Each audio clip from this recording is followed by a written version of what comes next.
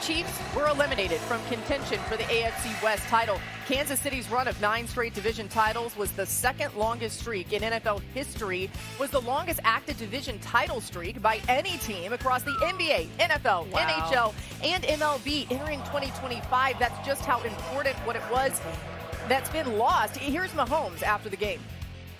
We've been close all season. I mean, that at the end of the day, you got to go out there and make it happen. We got the talent, we got the heart, but we have to go out there and execute it. And until we prove it, we'll come away with losses. So I mean, like I said, I know we're going to give everything we have. We'll give ourselves a chance, and I'll see what happens. I mean, I'm not going to be dramatic here and say, end of the era, end of the dynasty, but we did see something come to an end, right? And we'll see how the rest of their season plays out. Why did Kansas City come up short yet again, Marcus? It was the critical plays. And I remember us sitting on the same podium years ago, and I talked about how Kansas City always made those plays. When you look at it, it was 2 quarterbacks that went into Kansas City, Joe Burrow and Josh Allen, that I thought played well enough. And Pat Mahomes was still able to make the plays outside of Joe Burrow playing that way. But last night, you showed some of them in the highlight, the drop by Rishi Rice. This is a bad throw because of pressure. And you got Travis Kelce, who usually makes that play, regardless of how it turns out in transitions. The Chiefs, it's no coincidence that one-score games have been their Achilles heel this year. You go back to last year. They made those plays last year in order to win those one-score games. We just haven't we haven't got accustomed to them not coming through in the end. They've been the team that seemingly look like they panic when a play needs to be made, as opposed to what we've watched them do for the last 7 years, going and winning these division titles. Yeah, Marcus, for me, it's you only get so many chances versus great defenses. And you showed some of the drops last night. They had 4 of them, 21 drops on the season, them 3rd and 4th downs. But also, you saw Patrick miss opportunities for touchdowns. A little bit of a short motion by the wide receiver. Starts at the top of the screen. You want to keep that backside corner tucked down. So you chip and then release. That pulls the corner down. Hollywood Brown with the safety leaning to the hash. There's a lot of green space.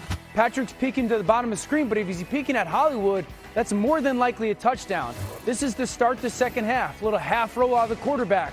Once again, that tight end on the backside pulls the corner down. Hollywood runs a corner post. There's a ton of green space to take advantage of. Now this is a completion, but you're the best player on the planet. Good throw by Patrick Mahomes. That's a touchdown.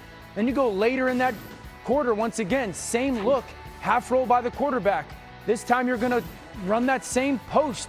This way play pulls the safety.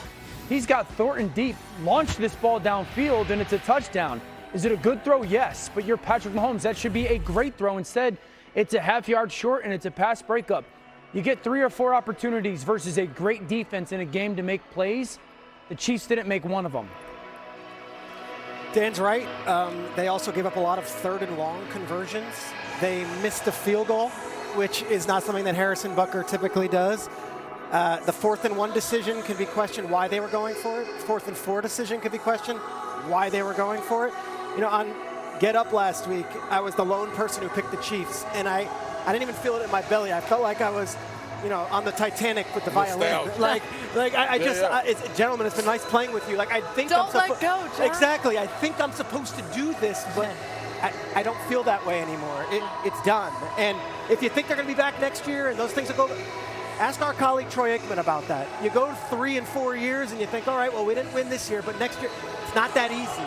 I don't know if we're going to see the Chiefs back. There are a lot of good teams in the AFC, and last night, they were not the better team on the field. Yeah, there's a great Memphis philosopher named Gloria Hallelujah Woods.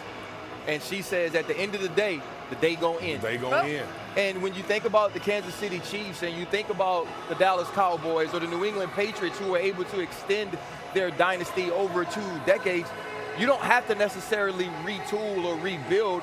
Sometimes you have to recommit to being something different. And you can see they want to replace Tyreek Hill with speed, and so you go get Xavier Worthy. And you don't do some of the things because you have Patrick Mahomes that can build around him. You want to build through him. I think defensively they've missed on some draft picks, and they need to improve there to be better up front to get 4-man rushes. I know Mina Kimes is going to talk about some of the things they can do offensively to help Patrick Mahomes as well. They felt like they had the greatest player in the world, and he was always going to bail them out. So let's build people he can play through instead of getting people who could take some of the pressure off of him. Yeah, let's spend some time on that. I mean, the Chiefs are not officially eliminated, but if you're in charge of the next iteration of this Chiefs offense, where is your focus in the offseason? Yeah, I think it's both personnel but also scheme, which is kind of crazy. Personnel-wise, Ryan touched on it. You need speed up. By the way, Chris Jones played like unbelievable in this game, and it didn't matter. He needs a speed, I think, on that defensive line to help him out. And then offensively, size is something I would look to add. The contrast between seeing what Nico Collins was doing, the lack of that for Kansas City playmakers. But then to go to the scheme, I mean, we've been talking about it all year long, but it was so vivid in this game. The gun-run game just isn't working for Kansas City, and I understand that's a part of their RPO-centric offense, and sometimes Patrick is throwing it instead of handing it off. But in this game on gun runs, Pacheco and Hunt both averaged under 3 yards per carry. It's been the case all year. I think they need to really take this offseason to reinvent who they are as a rushing team. Because in the NFL, if you don't have playmakers who can dominate, you got to have a run game like Buffalo, and they don't really have one.